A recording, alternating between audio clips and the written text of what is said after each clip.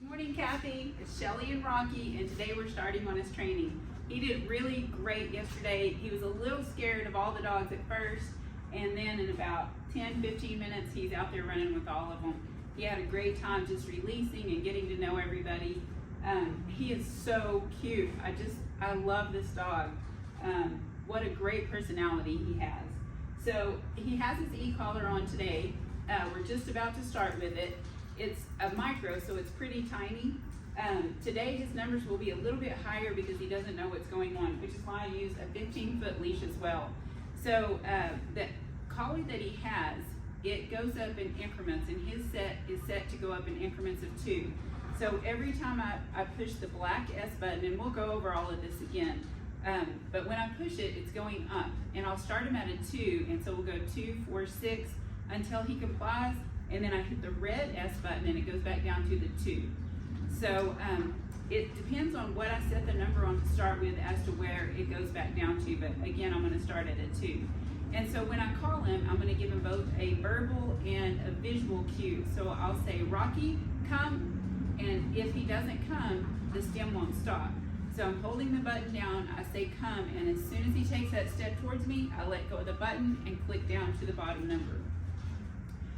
What the dog essentially learns is how to turn that little tingle off.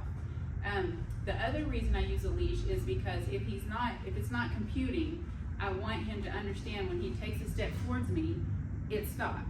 So with the leash pressure, I can get this to stop a lot quicker. Otherwise, he's just running around here with this tingle on his neck and he can't figure out how to turn it off. The vibrate on him doesn't seem to be super effective just because he's a little bit on the larger size for the micro collar, and that's okay. There are other ways we can deter the play biting and the jumping. But today, all we're gonna work on is come, sit, and break. So I use a marker word, and the marker word is yes, and it's the same thing as using a clicker, and I have a clicker as well. But if I don't have a clicker, when I say Rocky come and he starts toward me, I'll say yes. If I ask him to sit and he does, there's no stimulation, just good boy, or yes. Now a release word I use is break. The reason I say break is because it's not super common, but I'm going to say come and break, break, break, break, and just that high-pitched or different tone of voice is appealing to a dog. And I'm going to pull on the leash. There's never any stimulation or correction if he doesn't come to me for break. If I have a lab and I say break and they love the water, they're going to go jump in the water, which is totally fine as long as when I say come, they come back to me.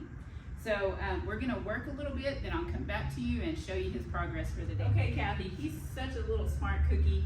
So when I say come, I want him to come within petting distance. I call it a drive-by, so I can just run my hand down his back just like this, and then he's free to go away because I didn't tell him anything else. And what that's teaching him to do is come in to check in with you. And I do it a lot with my dogs because I want them to be focused on me, even if they're chasing rabbits or playing with each other. And they're just starting, so we're starting out in here where it's kind of quiet, the wind's blowing, but aside from that. So yeah, you want him to come within petting distance. If he comes and he sits down on his own, he can get up and walk away because I didn't ask him to sit, he just did it. If he comes and he sits on his own and I say, Rocky, sit, now he's in a command. I don't use the word stay because it's implied with every command I give. And I find people say sit, stay, down, stay, play, stay. And my intention when I give them a command is for them to hold that until they either hear another command or the word break. And break is what I would use for release. And I do it in a high-pitched voice. So if I say, Rocky, come, now I'm holding the button down, and he is stuck on a smell over there. Rocky, come. Rocky, come. Come. Come. Rocky, come. Right here. Come. Good boy. There you go. Good job, buddy. And he came. So I did go up to a 10 just to get his attention, but okay, come on. Let's go. So if I call him, I'm holding the button down. Rocky, come. Sit. Yes.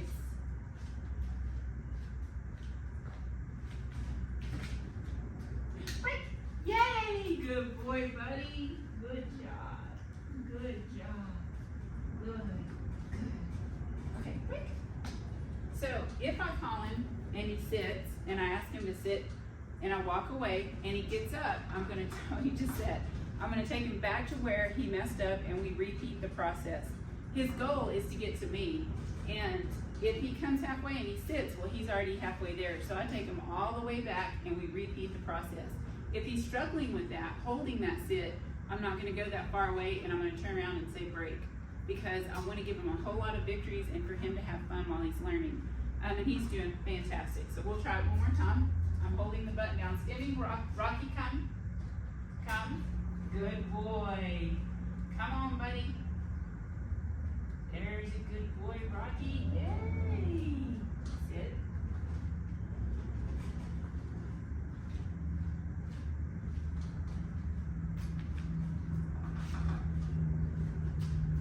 Come. Come. Yes. Sit. Oh.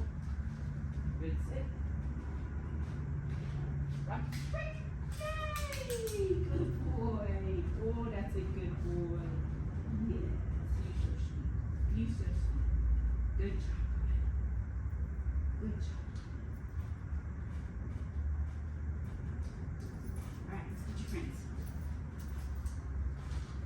Good boy. All right, we will see you back again tomorrow.